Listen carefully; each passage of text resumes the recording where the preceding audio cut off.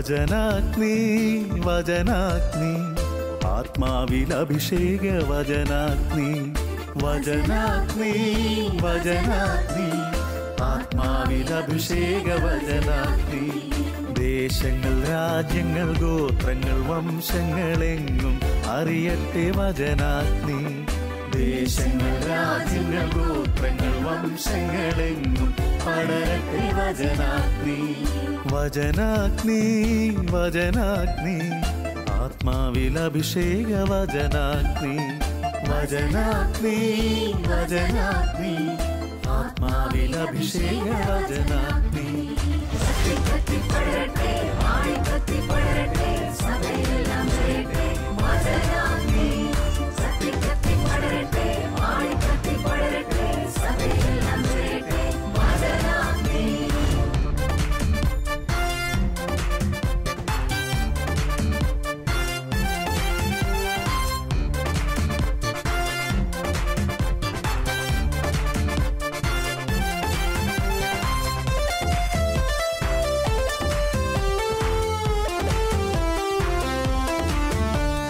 അഗ്നി അയക്കുന്ന തിരുവചനം അത്ഭുതങ്ങൾ ഉളവാക്കും വചനം അഗ്നി അയക്കുന്ന തിരുവചനം അത്ഭുതങ്ങൾ ഉളവാക്കും വചനം വിശ്വാസമേകുന്ന തിരുവചനം മാംസമായി തീർന്നൊരു ദൈവവചനം വിശ്വാസമേകുന്ന തിരുവചനം മാംസമായി തീർന്നൊരു ദൈവവചനം വചനാഗ്നി വചനാഗ്നി ആത്മാവിൽ അഭിഷേക വചനാഗ്നി വചനാഗ്നി വചനാഗ്നി ആത്മാവിൽ അഭിഷേക വചനാഗ്നി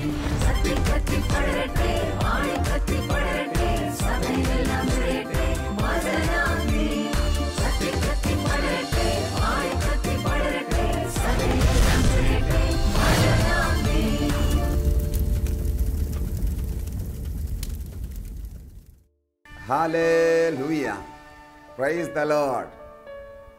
യേശുവിൽ എനിക്ക് ഏറ്റവും സ്നേഹം നിറഞ്ഞ പ്രിയ ദൈവജനമേ, നിങ്ങളെ എല്ലാവരെയും ഈ വചന ശുശ്രൂഷയിലേക്ക് ഏറ്റവും സ്നേഹത്തോടെ സ്വാഗതം ചെയ്യുകയാണ്. കുടുംബ ധ്യാനത്തിലൂടെ നമ്മൾ കടന്നു പോയിക്കൊണ്ടിരിക്കുകയാണല്ലോ. നമ്മുടെ കുടുംബം അനുഗ്രഹിക്കപ്പെടുവാൻ,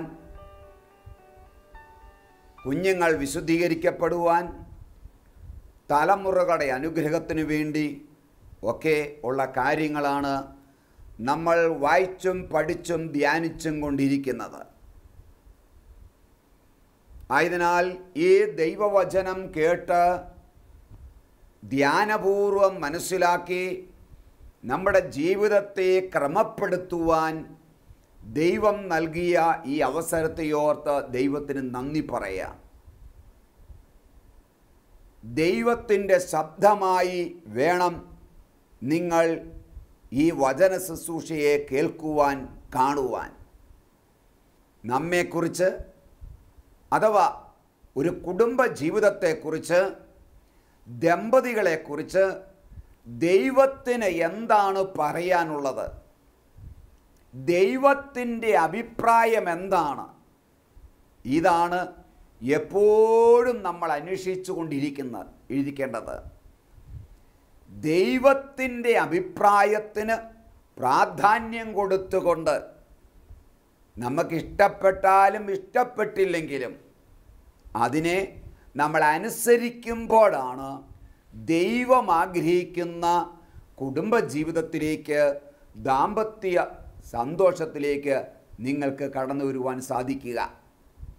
ആയതിനാൽ ഇന്നത്തെ ശുശ്രൂഷയെ ദൈവകരങ്ങളിലേക്ക് സമർപ്പിച്ചുകൊണ്ട് നമുക്കൊരു നിമിഷം പ്രാർത്ഥിക്കാം. കണ്ണുകളെ അടച്ച്, കർത്താവായ യേശുവേ, എൻ്റെ മുൻപിലായിരിക്കുന്ന പ്രിയപ്പെട്ട ഓരോരുത്തരെയും നിന്റെ കരങ്ങളിലേക്ക് സമർപ്പിക്കുകയാണ്. തകർന്ന ജീവിതങ്ങളെ, ജീവിതം മടുത്തവരെ, ദാമ്പത്യ ജീവിതത്തിൽ പരാജയപ്പെട്ടവരെ, ദുഃഖങ്ങളും വേദനകളും അനുഭവിക്കുന്നവരെ എല്ലാവരെയും നിന്റെ കരങ്ങളിൽ സമർപ്പിക്കുന്നു. അപ്പാ, അവരുടെ മരവിപ്പുകൾ മാറ്റണമേ, മടിപ്പ് മാറ്റണമേ, നിരാശകൾ മാറ്റണമേ, പ്രത്യാശ കൊണ്ട് നിറയ്ക്കണമേ, നിന്റെ സ്നേഹം കൊണ്ട് അവരെ നിറയ്ക്കണമേ. നീ ആഗ്രഹിക്കുന്ന വിധത്തിലുള്ള ഒരു കുടുംബജീവിതം നയിക്കുവാൻ, കുടുംബജീവിതത്തിൻ്റെ മാധുര്യം അനുഭവിക്കുവാൻ നീ ഇവരെ സഹായിച്ച് അനുഗ്രഹിക്കണമേ എന്ന് പ്രാർത്ഥിക്കുന്നു. ഓ പ്രിയ പരിശുദ്ധാത്മാവേ, ഇവരുടെ ജീവിതത്തിൽ ക്രിയകൾ ചെയ്യണമേ എന്ന് പ്രാർത്ഥിക്കുന്നു. അത്ഭുത കൃപ ചൊരിയണമേ എന്ന് പ്രാർത്ഥിക്കുന്നു. ക്ഷമിക്കുവാൻ, പൊറുക്കുവാൻ, മറക്കുവാൻ കൃപ ഇവരുടെ മേൽ ഒഴുകട്ടെ. ഓരോ ദമ്പതികളുടെ മേൽ ഒഴുകട്ടെ എന്ന് പ്രാർത്ഥിക്കുന്നു. അത്യുന്നതന്റെ ശക്തി ഇവിടെ മേൽ വ്യാപരിക്കട്ടെ. യേശുവിന്റെ രക്തത്താൽ മുദ്രയിട്ട് പ്രാർത്ഥിക്കുന്നു. ആമേൻ.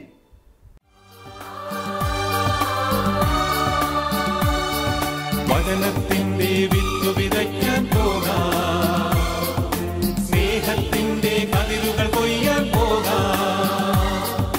വചനത്തിന്റെ വിത്ത് വിതയ്ക്കാൻ പോകാം, സ്നേഹത്തിന്റെ കതിരുകൾ കൊയ്യാൻ പോകാം.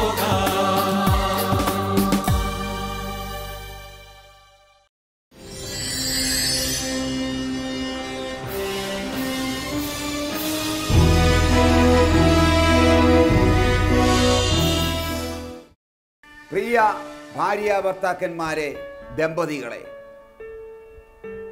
ഇന്ന് നമ്മൾ ചിന്തിക്കുന്ന വിഷയം ദമ്പതികളുടെ വിശുദ്ധീകരണത്തെ കുറിച്ചാണ്.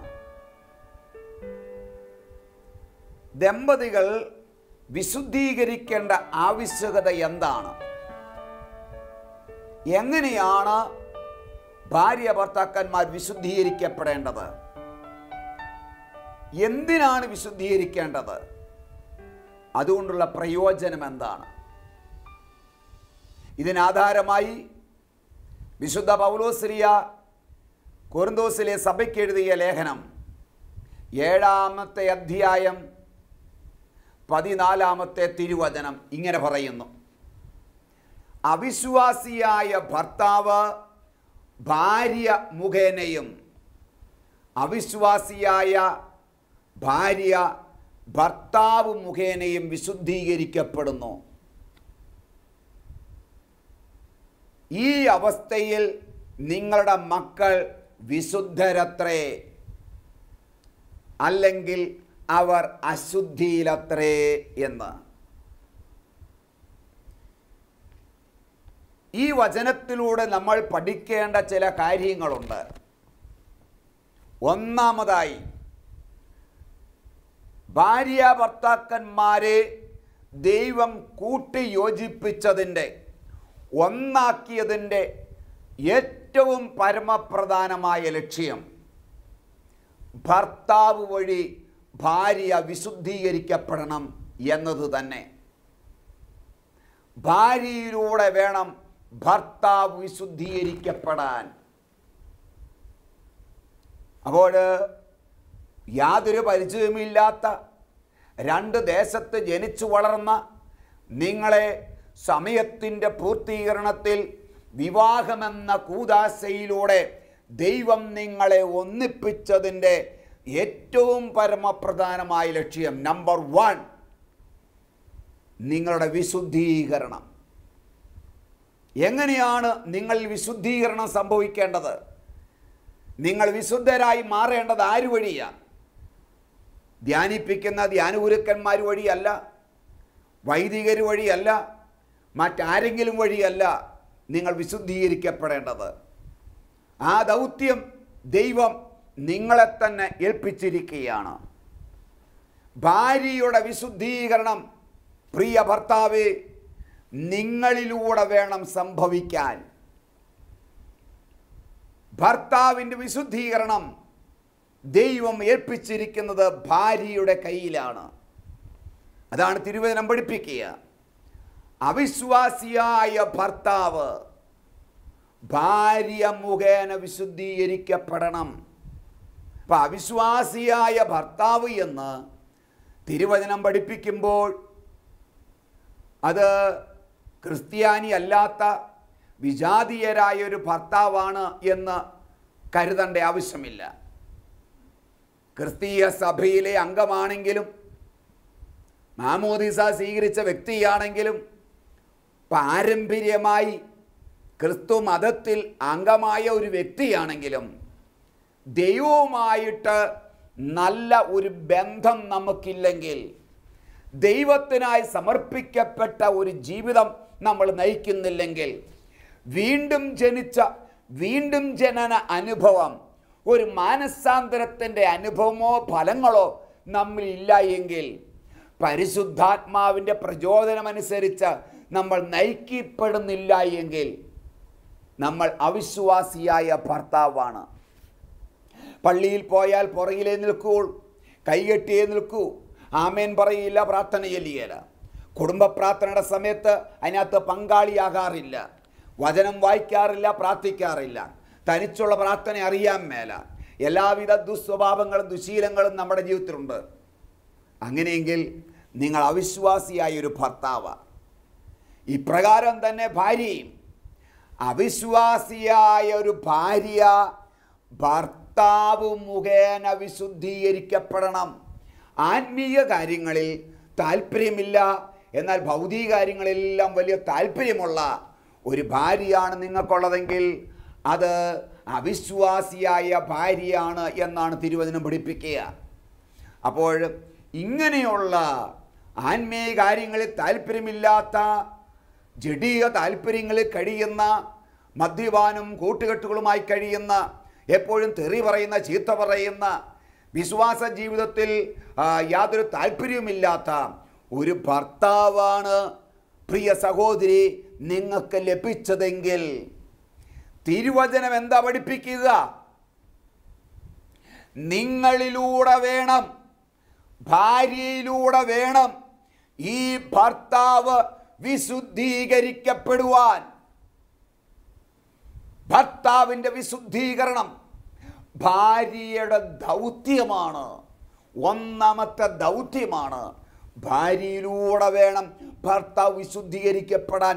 അത് സാധ്യമാണ് എന്ന് തിരുവചനം പഠിപ്പിക്കുക. Hallelujah, praise the lord. നമ്മളെന്നാ ചെയ്യും?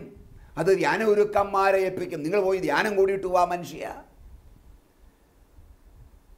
ധ്യാനം കൂടി വന്നിട്ട് ശരിയായില്ലെങ്കിലോ ധ്യാനിപ്പിക്കുന്നവരെ കുറ്റപ്പെടുത്തും, അല്ലെങ്കിൽ ഇതെൻ്റെ വിധിയാന്ന് പറയും. 10 വർഷമായി വിവാഹം കഴിച്ചിട്ടു, 20 വർഷമായി, 30 വർഷമായി, 35 വർഷമായി ഞാൻ കല്യാണം കഴിച്ചു. എന്നിട്ടും ഈ ഭർത്താവിൻ്റെ സ്വഭാവത്തെ ഒന്ന് മാറ്റുവാൻ, ഭർത്താവിൻ്റെ ദുസ്വഭാവങ്ങളിൽ നിന്നൊരു വിട്ടുതൽ കൊടുക്കുവാൻ ഇതാ സാധിച്ചിട്ടില്ലെങ്കിൽ അത് ഭാര്യയുടെ പരാജയമായിട്ട് വേണം കാണാൻ. കാരണം നിങ്ങളുടെ കയ്യിൽ ഈ ഭർത്താവിനെ കിട്ടിയിട്ട് 20 വർഷമായി, 25 വർഷമായി. 25 വർഷമായിട്ട് നിങ്ങളുടെ കയ്യിൽ കിട്ടിയ ഈ ഭർത്താവിൻ്റെ മദ്യപാനം മാറ്റുവാൻ, പുകവലി മാറ്റുവാൻ, ദുസ്വഭാവങ്ങൾ മാറ്റുവാൻ, ഈ വ്യക്തിയെ കുറെ കൂടെ നവീകരിക്കപ്പെട്ട പ്രാർത്ഥന അനുഭവത്തിൽ കൊണ്ടുവരുവാൻ നിങ്ങൾക്ക് ഇതുവരെയും സാധിച്ചിട്ടില്ലെങ്കിൽ അത് ഭാര്യയുടെ പരാജയമാണ്. കാരണം നിങ്ങളിലൂടെ ഭർത്താവ് വിശുദ്ധീകരിക്കപ്പെടണം. ഭർത്താവിൻ്റെ വിശുദ്ധീകരണം ഭാര്യയുടെ കയ്യിലായി ഏൽപ്പിച്ചിരിക്കുന്നത്.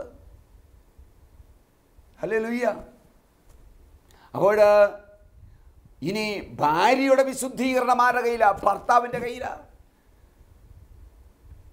നേരത്തോട് നേരം എപ്പോഴും കുറ്റപ്പെടുത്തുന്ന, ഭാര്യയെ കുറ്റപ്പെടുത്തുന്ന 100 കുറ്റങ്ങളാ ഭാര്യയിൽ.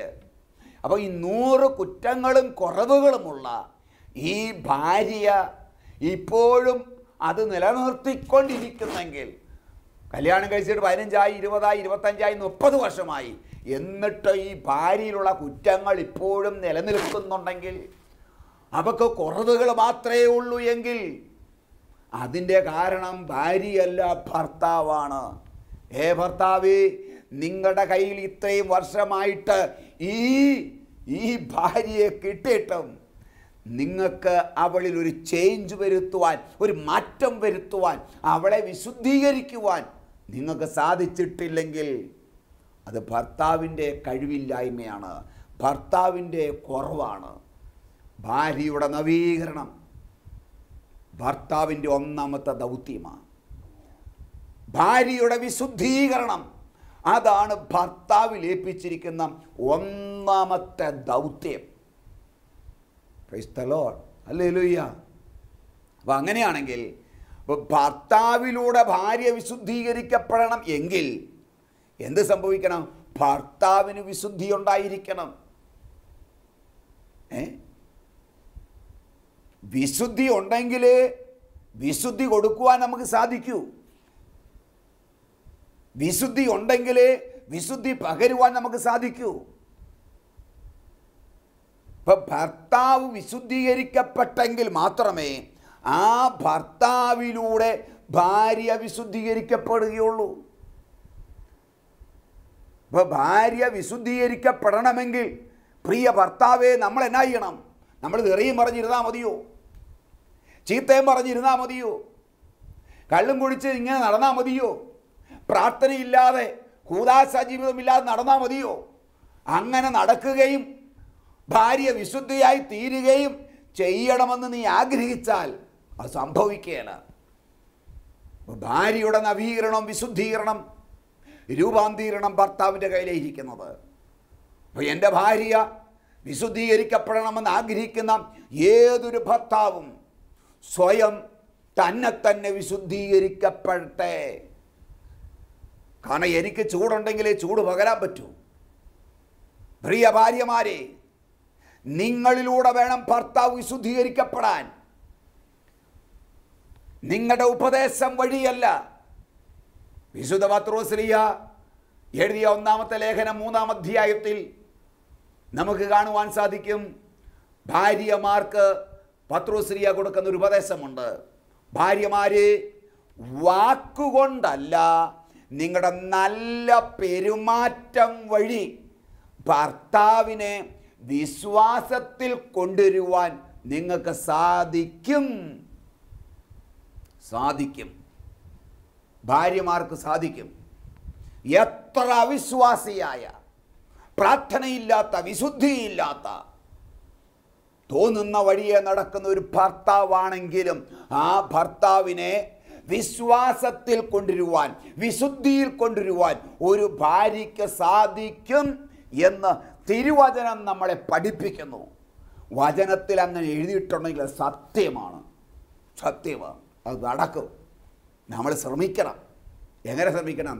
നമ്മൾ ഉപദേശം വഴിയല്ല, ഉപദേശത്തിലൂടെ ഒരു ഭർത്താവും നന്നാകുകയില്ല. ഭാര്യമാരുടെ ഉപദേശം കേട്ടാൽ തന്നെ മോശമാണെന്നാണ് അവിടെ പൊതുവേ ഉള്ള കരുതൽ. അതുകൊണ്ട് ഉപദേശമൊന്നും കേൾക്കാൻ സാധാരണ ഭർത്താക്കന്മാർക്ക് ഇഷ്ടമില്ല. പിന്നെയോ തിരുവചനം പഠിപ്പിക്കുകയാണ്, നിങ്ങളുടെ നല്ല പെരുമാറ്റം വഴി. കണ്ടോ? അപ്പോൾ എളിമ, വിനയം, താഴ്മ, അനുസരണം, വിശുദ്ധി, ഇങ്ങനെയുള്ള പെരുമാറ്റം വഴി, പ്രാർത്ഥന വഴി നിങ്ങൾക്ക് ഭർത്താവിനെ വിശ്വാസത്തിൽ കൊണ്ടുവരുവാൻ, വിശുദ്ധിയിലേക്ക് കൊണ്ടുവരുവാൻ സാധിക്കുമെന്ന് തിരുവചനം നമ്മളെ പഠിപ്പിക്കുന്നു. ഹല്ലേലൂയ. യോഹന്നാൻ്റെ സുവിശേഷം 17-ാം അധ്യായം അതിൻ്റെ 19-ാമത്തെ തിരുവചനം ഇങ്ങനെ പറയുന്നു. യേശുവിൻ്റെ പ്രാർത്ഥനയാ ശിഷ്യന്മാർക്ക് വേണ്ടിയുള്ള പ്രാർത്ഥന. ദൈവമേ, അവർ സത്യത്താൽ വിശുദ്ധീകരിക്കപ്പെടേണ്ടതിന് അവർക്ക് വേണ്ടി ഞാൻ എന്നെ തന്നെ വിശുദ്ധീകരിക്കുന്നു. അവർ വിശുദ്ധീകരിക്കപ്പെടേണ്ടതിന്, ആര്? ശിഷ്യന്മാർ വിശുദ്ധീകരിക്കപ്പെടേണ്ടതിന് ഞാൻ എന്നെ തന്നെ വിശുദ്ധീകരിക്കുന്നു. കണ്ടോ? അപ്പോൾ ഓരോ ഭർത്താവും അവരെ തന്നെ വിശുദ്ധീകരിക്കാതെ അവരിലൂടെ ഭാര്യ വിശുദ്ധീകരിക്കപ്പെടുകയില്ല. ഈ ശബ്ദം കേൾക്കുന്ന ഭാര്യമാരെ, നീ നിങ്ങളെ തന്നെ വിശുദ്ധീകരിക്കാതെ നിങ്ങളിലൂടെ ഭർത്താവ് വിശുദ്ധീകരിക്കപ്പെടുമെന്ന് ചിന്തിക്കരുത്. എപ്പോഴും സീരിയൽ കാണണം, ചിത്രകാർ കാണണം, സിനിമ കാണണം, മെഗാ ഷോ കാണണം, ലൈവ് ഷോ കാണണം, എവിടെ ഇങ്ങനെ പരിപാടി ഉണ്ടെങ്കിൽ അവിടെ പോകണം, അണിഞ്ഞൊരുങ്ങി നടക്കണം, ജഡിക ചിന്തകളും താല്പര്യങ്ങളുമായിട്ട് ഇങ്ങനെ നടക്കണം എന്നാഗ്രഹിക്കുന്ന ഒരു സ്ത്രീകൾക്കും ഭർത്താവിനെ നിങ്ങളിലൂടെ വിശുദ്ധീകരിക്കാൻ പറ്റുകയില്ല. അതുകൊണ്ട് കറകൾ നിറഞ്ഞ പാപങ്ങൾ നിറഞ്ഞ അശുദ്ധി നിറഞ്ഞ സഭയെ, ഇതാണ് എഫേസോസ് ലേഖനത്തിൽ 5-ാം അധ്യായത്തിൽ നമ്മൾ നേരത്തെ കണ്ടു കഴിഞ്ഞത് ഇല്ലേ? കറകൾ കൊണ്ട് നിറഞ്ഞ, പാപങ്ങൾ കൊണ്ട് നിറഞ്ഞ, കുറവുകൾ നിറഞ്ഞ സഭയാകുന്ന ഭാര്യയെ, സഭയാകുന്ന മണവാട്ടിയെ വിശുദ്ധീകരിക്കാൻ യേശു തന്നെ സമർപ്പിച്ചു.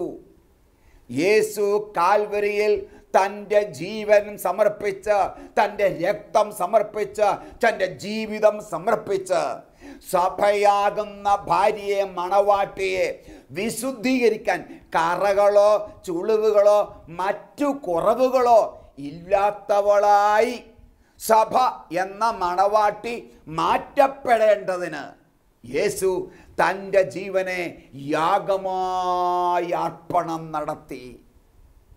ഇതാണ് കുടുംബജീവിതത്തിൽ, ദാമ്പത്യ ജീവിതത്തിൽ ദമ്പതികൾ പരസ്പരം നടത്തേണ്ട വലിയൊരു ഉടമ്പടിയുടെ ദൗത്യം. വലിയൊരു ദൗത്യമാണ്. നിങ്ങളുടെ ജീവനെ ഹോമിച്ചുകൊണ്ട്, ജീവനെ സമർപ്പണം നടത്തിക്കൊണ്ട്, ജീവനെ അർപ്പണം ചെയ്തുകൊണ്ട് മാത്രമേ നിങ്ങളുടെ ജീവിത പങ്കാളിയെ നിങ്ങൾക്ക് നേടാൻ പറ്റുള്ളൂ. ജീവിത പങ്കാളിയെ നേടുവാൻ കറയും ചുളിവുകളും മറ്റു കുറവുകളും ഇല്ലാത്തവളായി നിങ്ങളുടെ ജീവിത പങ്കാളി മാറ്റപ്പെടേണ്ടതിന് നിങ്ങളെ തന്നെ സറണ്ടർ ചെയ്യുവാൻ, സമർപ്പിക്കുവാൻ തയ്യാറാകണം. യേശുവിന് ഒന്നാമത് നിങ്ങളെ സമർപ്പിക്കുക. നിങ്ങളുടെ പാപത്തെ, പാപവഴികളെ, ദുസ്വഭാവങ്ങളെ, ദുശീലങ്ങളെ എല്ലാം വിട്ട് വെറുത്തുപേക്ഷിച്ച് നിങ്ങളെ തന്നെ നിങ്ങൾ വിശുദ്ധീകരിക്കാതെ നിങ്ങളിലൂടെ നിങ്ങളുടെ ജീവിത പങ്കാളി വിശുദ്ധീകരിക്കപ്പെടുകയില്ല. ഇത് സംഭവിക്കണം. ഇതാണ് വിവാഹമെന്ന കൂദാശയിലൂടെ ദൈവം നൽകുന്ന ഏറ്റവും പരമപ്രധാനമായ ദൗത്യം. ഈ ദൗത്യം നിർവഹിക്കപ്പെട്ടില്ലെങ്കിൽ മരണാനന്തര ജീവിതത്തിൽ അന്ത്യവിധിയുടെ സമയത്ത് ചോദിക്കും, നിനക്ക് കൂട്ടിത്തന്ന, ഞാൻ തുണയായി തന്ന ആ തുണയുടെ ആത്മാവെന്തിയെ? നാട്ടുകാരുടെ കണക്കൊന്നും ദൈവം നിങ്ങളോട് ചോദിക്കുകയില്ല, ഇടവാക്കാരുടെ കണക്കൊന്നും ദൈവം നിങ്ങളോട് ചോദിക്കുകയില്ല. എന്നാൽ നിങ്ങളുടെ ജീവിത പങ്കാളിയുടെ കണക്ക് ദൈവം നിങ്ങളോട് ചോദിക്കും. അപ്പോൾ എന്താ തിരുവചനം പറയുന്നത്? ഈ അവസ്ഥയിൽ, ഏതവസ്ഥയിൽ?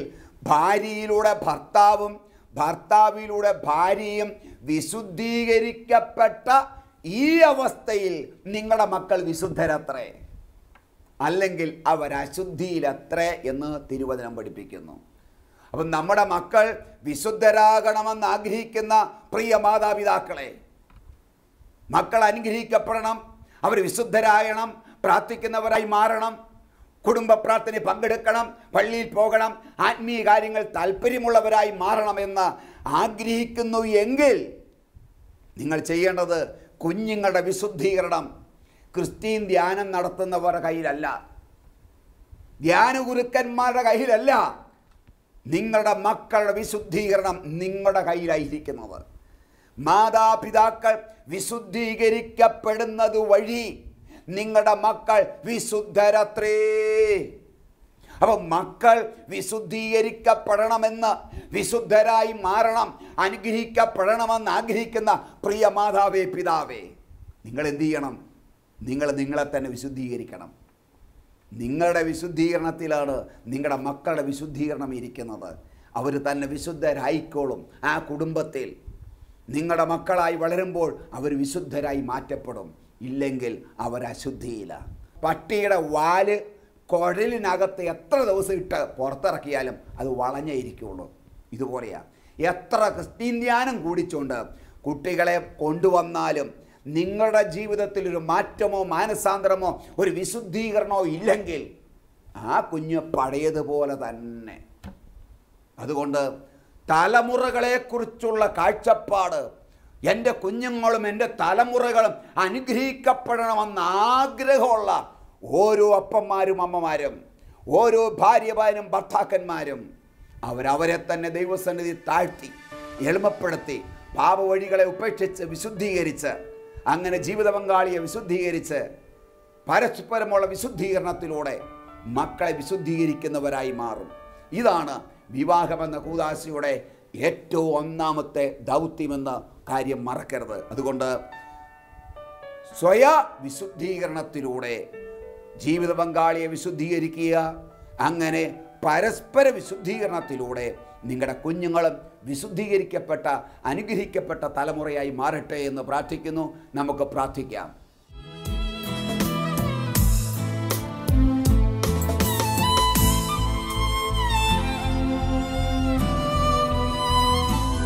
ക്രൂശിൽ കണ്ടു ഞാൻ നിൻ സ്നേഹത്തെ, ആഴമാർന്ന നിൻ മഹത്യാഗത്തെ. ക്രൂശിൽ കണ്ടു ഞാൻ നിൻ സ്നേഹത്തെ.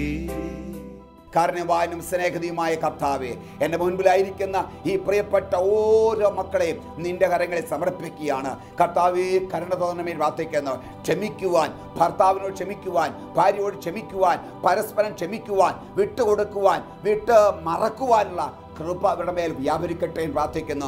മനസ്സിൻ്റെ നൊമ്പരങ്ങൾ, നൊമ്പരപ്പെടുത്തുന്ന വാക്കുകൾ, പ്രവർത്തികൾ, അനുഭവങ്ങൾ യേശുവിൻ്റെ നാമത്തിൽ വിട്ടുമാറട്ടെ എന്ന് പ്രാർത്ഥിക്കുന്നു. ഈ ഇരു കാര്യങ്ങളെയൊക്കെ സ്തുതിച്ച് പ്രാർത്ഥിക്കട്ടെ. Hallelujah, hallelujah, hallelujah.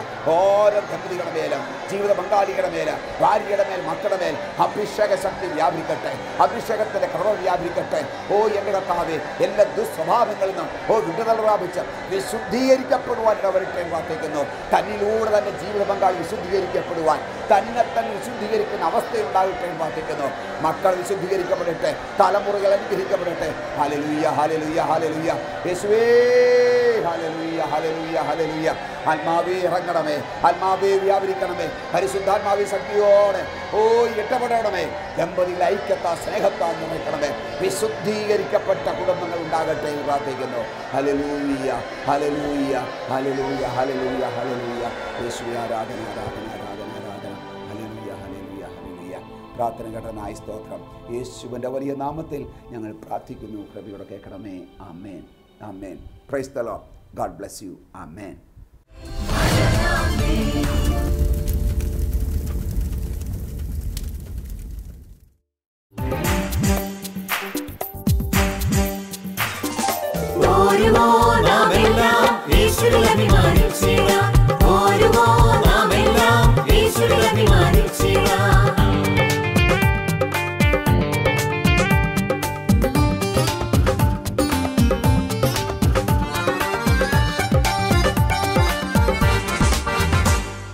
നമ്മുടെ നാഥൻ ഒലിവുമലയിൽ അന്ന് നൽകിയ മിഷൻ ദൂത് തലമുറ തലമുറ കൈമാറി കെടാതെ ഞങ്ങൾ ഘോഷിക്കും, കെടാതെ ഞങ്ങൾ ഘോഷിക്കും.